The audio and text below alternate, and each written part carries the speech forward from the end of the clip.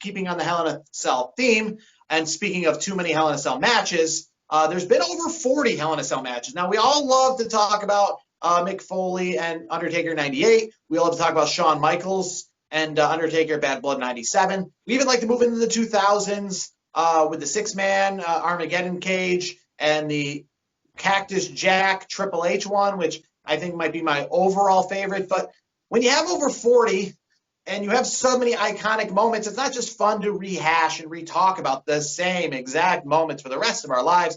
We've got to probably find some diamonds in the rough. I mean, there was 35 plus other Hell in a Cell matches. Frankly, I think there should probably be maybe 20-something matches because the Hell in a Cell's been around for about 23 years.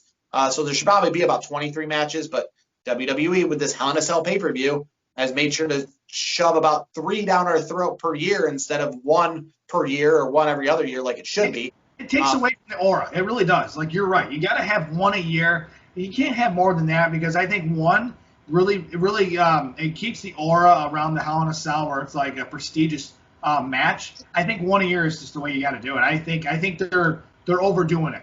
I think they're overzealous with it. Same with, I mean, it's like a Royal Rumble in my eyes.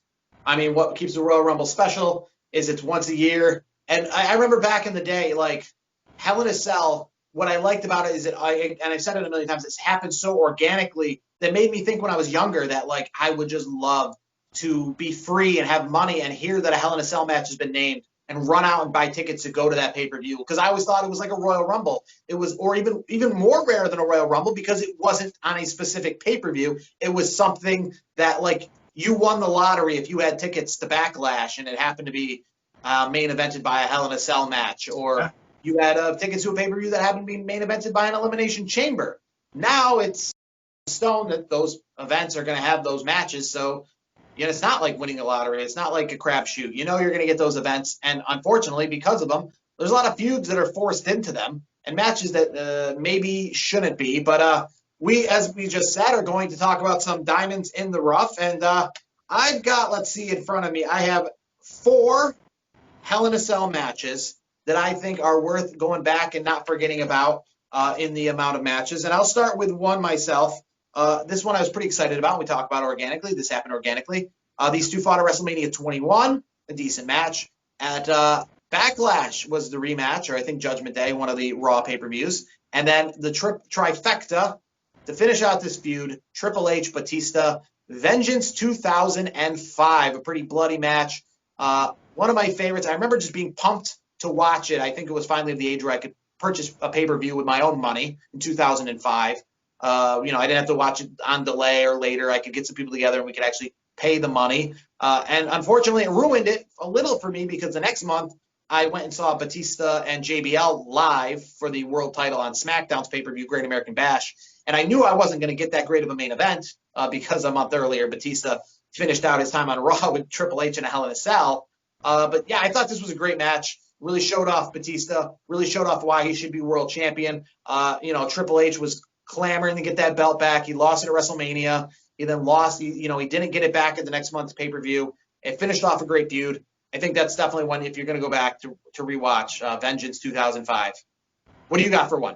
Well, speaking of Batista, I will start with a Batista match myself. In the year 2007, great year, by the way. That's when I graduated high school. So there was this major feud, and it was Batista Undertaker. 07 was that feud. And yes. If I remember off the top of my head, because I got to go back and watch the match, but I just remember watching it at the time. It culminated at that Survivor Series in 2007. It was a hell of a match. To me, that was Batista's best match he's ever had. And then just a little tease for later, a little bit later, Batista's on my list again. But I think this right here was the best match Batista ever had in WWE. That's just my opinion, and it happened to be in Hell in a Cell.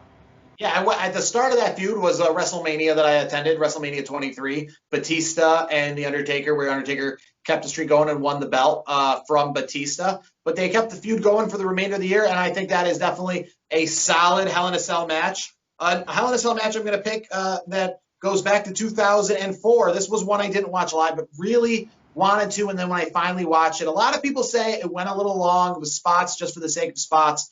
But Shawn Michaels, Triple H, Bad Blood 2004. If I'm not mistaken, that might be the first ever brand specific pay-per-view. Bad Blood 2004, Raw, Shawn Michaels, Triple H. Like again, they've been going on that feud since they had that unsanctioned match in 2002 at SummerSlam. Shawn Michaels, in my eyes, he was at his best, I think, in the early 2000s. And it was like a 45-minute match. Definitely just worthy of a main event. Later on that year, they had an amazing 3 stages of hell match for the world belt as well at Armageddon. But that event right there, that pay-per-view, I just remember that was the year I graduated high school. I think it took place the night of my graduation party in 2004. But I went back and watched it. And yeah, it's why you want to buy a pay-per-view. There's those matches that you watch and you're like, this is why I wanted to drop $40 to watch wrestling. And this is why at this time, I mean, wrestling tickets aren't that expensive. But at that time, I didn't know how much it cost to go to a pay-per-view. I thought it cost maybe hundreds of dollars because that's what I would have paid. Like seeing the crowd at this pay-per-view was just watching it on TV at that time felt like you were there. Yeah. That kind of atmosphere for some of these matches.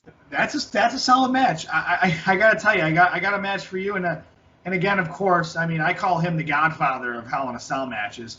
I can't have Hell in a Cell matches without too many takers. I got Undertaker, Brock Lesnar, No Mercy, 2002. To me, I thought this was one of Brock Lesnar's better matches too. I mean, that's right there. I mean, the iconic moment with Brock Lesnar holding up the belt on top of the cage. You know, he was right in the feud with Undertaker. I think he just became. That's when they just started to split the championships between Raw and SmackDown. And Batista, after winning against The Rock, and that was Batista 2002. That was the best, or not Batista, Brock Lesnar.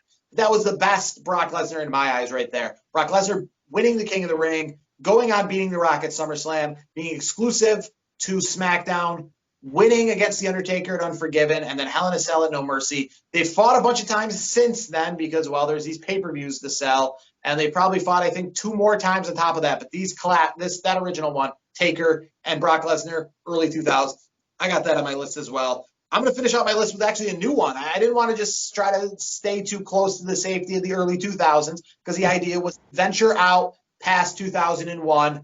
So I'm going to give you New Day and the Usos, Hell in a Cell 2017, just about 3 years ago. The New Day Usos feud I thought was great. I mean, every month they were fighting for the tag team belts. And that was one of these matches that I felt warranted Hell in a Cell because they just kept fighting over and over again and putting on some solid matches. And it kind of gives us a glimmer of what we can expect this weekend. Jey Uso, he's already been inside Hell in a Cell. Yes, he has. You know what I mean? And New Day, Usos, tag team match, I thought it was just, it showed the New Day, we talk about many times their silly gimmick and, being in the Kofi Kingston and throwing pancakes out.